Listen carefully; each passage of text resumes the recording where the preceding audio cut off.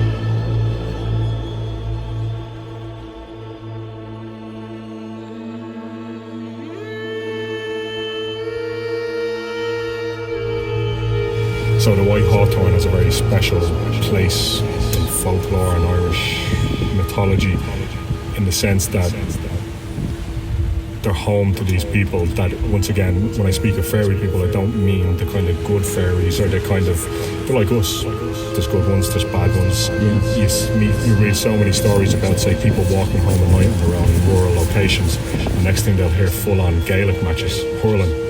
And all of a sudden they're invited into this game of hurling, and they become this kind of superstar. And then they wake up the next day and everything's gone, there's no sign of these people, but they were celebrated the night before by these people for taking part in their games.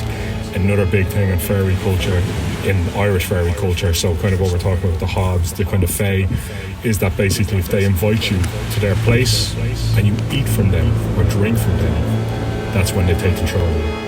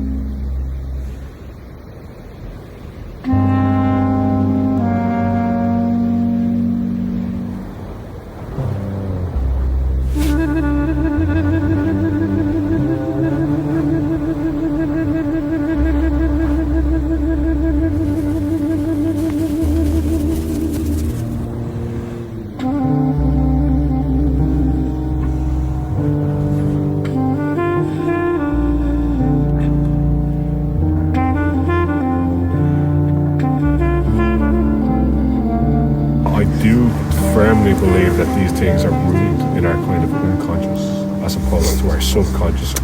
I'm a firm believer in the unconscious and the kind of axis mundi, or the pillar of the world, the information that basically permeates the whole universe that we can tap into at any given moment.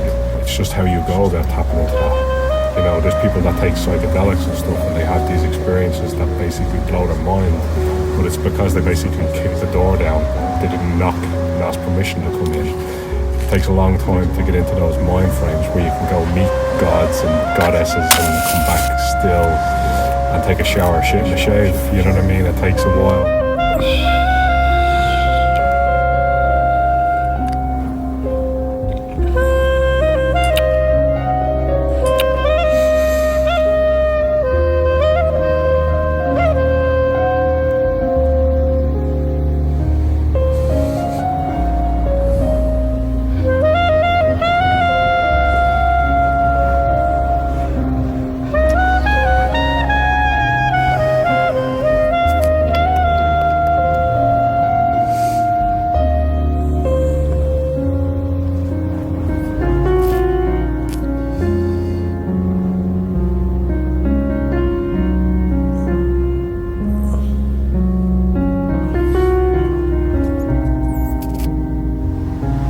Does it take to permeate down there? You know what I mean? Did these things come from inside the earth? Did they come from space? You know, did you make that appear? Did they come to you because you were taking notice of them? Which was it? You know what I mean? The same way we spoke. I was walking up with a dog, you gave me a nod, I said hello, we kept walking, I was walking back, and then we're sitting here having a conversation about fucking fairy people and all that kind of thing. And, you know, like entities living inside the earth.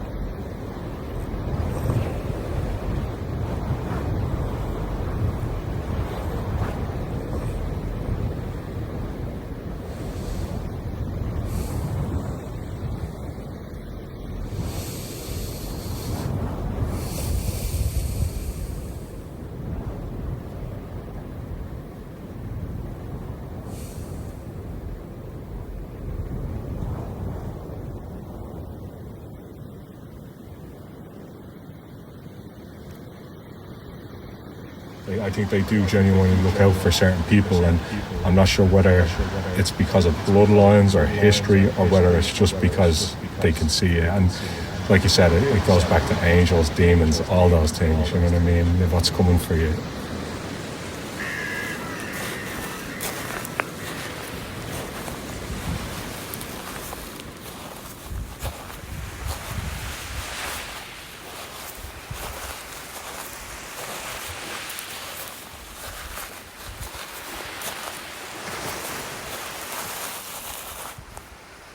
It's that moment, because you're stepping back into the real world, in quotation marks, that you feel like you can bring this back home with you to that world, but you're in their world at that time. Do you know what I mean? It's a different plane. It's magical.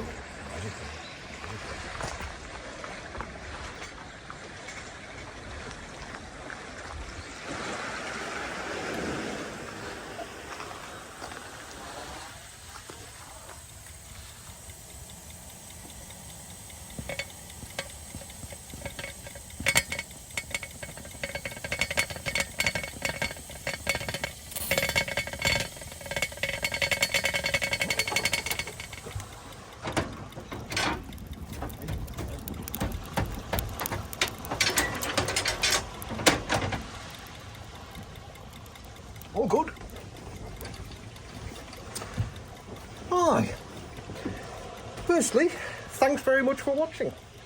I shall have another film ready for you in 2 or 3 weeks' time, magic allowing. And if you would like to see that, click the notification bell with your subscription, so that you'll get informed of it. There are a few contenders. There, can't speak. There are a few contenders. There's a rather amazing sort of long dolmen tomb with 2 or 3 capstones just down the coast here on the end of a cliff, which should give some rather incredible cinematic images if I go down there at dawn, as I did with this the stone row here. Other than that, there are some other spots that I'm maybe going to, so fear not. There will be more to come, and this will be developing further, as also I'm slowly refining my method of making these films. I mentioned in my last video, I'm trying to find a way of, because I'm just one man in a little van, I've got very low costs. At the minute, I'm doing this for the love of it, and funding it with my own savings. I'm working full-time on these videos. This one probably took, I don't know, crazy hours. I'm just working on it from dawn till, from every waking hour, really, over the last 2 weeks. And so, yeah. I'm trying to find a way, though, in the long term to make this viable. And one of the ideas I've got for that is I made a LiDAR scan of the dolmen on Kilclooney Moor, and I'm going to make a LiDAR scan of these 3 fingers, as they're called here. And with those, a 3D rendered, textured model is created, which you can then walk around, you can measure it, it's orientated with GPS, the works. So my thought is, if people are sufficiently interested in when they've watched the film, they can then, to satisfy their curiosity, go to a sort of members area, contribute a couple of quid, and get access to those 3D models so they can explore the sites themselves. And also, I'm thinking of adding some more technical sort of photography and videography that doesn't immediately fit with these kind of just purely observational films I'm making. That's my thought. If you've got any really strong opinions on that, or likewise just any feedback on these films, I'd be very grateful to have it in the comment section below. Thanks very much for that. Other than that, I think that's pretty much the sum of it. I think we're there. So, yes, like and share if you'd be. I'd be very grateful if you would, because that'll keep these videos from disappearing into the oblivion of the algorithm. If you keep them alive by liking and sharing, I'd be very much obliged. Other than that, I wish you well. Stay dangerous, folks. Cheerio. Bye.